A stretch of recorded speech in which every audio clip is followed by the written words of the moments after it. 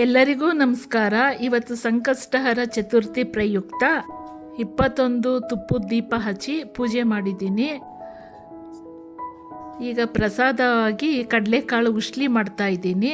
ಅದು ಮಾಡುವ ವಿಧಾನ ನೋಡ್ಕೊಳ್ಳಿ. ಈಗ 1 kg ಅಷ್ಟು ನೆನೆಸಿದ್ದೀನಿ. ಅದಕ್ಕೆ ನೆನೆಸಾಕಿರೋದು ಕಡಲೆಕಾಳು, ಕೊತ್ತಂಬರಿ ಸೊಪ್ಪು, ಹಸಿಮೆಣಸಿಕಾಯಿ ಮತ್ತು ಶುಂಠಿ ಮತ್ತು ಕಾಯಿನ ತುರಿದಿಟ್ಕೊಂಡಿದ್ದೀನಿ.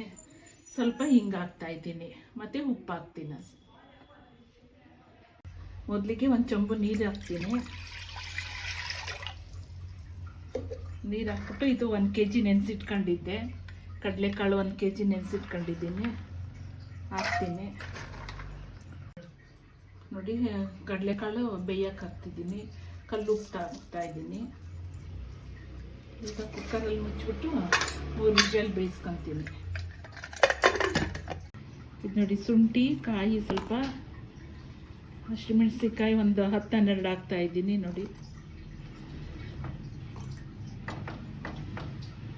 ಇದು ಕಾಯಿ ಸ್ವಲ್ಪ ಹಾಕ್ತೀನಿ. ಇದನ್ನು ರುಬ್ಕೊತೀನಿ. ಬಾಣಲಿ ಇಟ್ಟಿದ್ದೀನಿ. ಬಾಣಲಿಗೆ ಎಣ್ಣೆ ಹಾಕ್ತಾ ಇದ್ದೀನಿ. ಒಂದು 5-6 ಸ್ಪೂನ್ ಹಾಕ್ತಾ ಇದ್ದೀನಿ. ನೋಡಿ,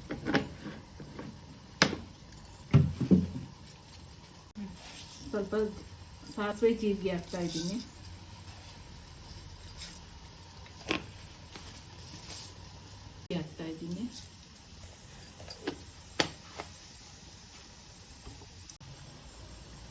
ನೋಡಿ, ಕರ್ಬೇವಿನ ಸೊಪ್ಪು ಹಾಕ್ತಾ ಇದ್ದೀನಿ.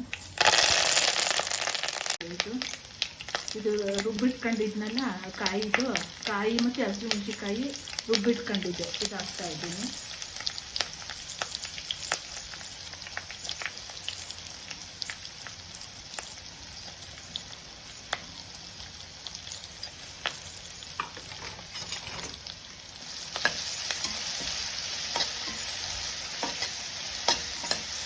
ಸೊಪ್ಪು ಹಾಕ್ತಾ ಇದ್ದೀನಿ ಮತ್ತೆ ಕಾಯಿ ತುರಿ ಹಾಕ್ತಾ ಇದ್ದೀನಿ.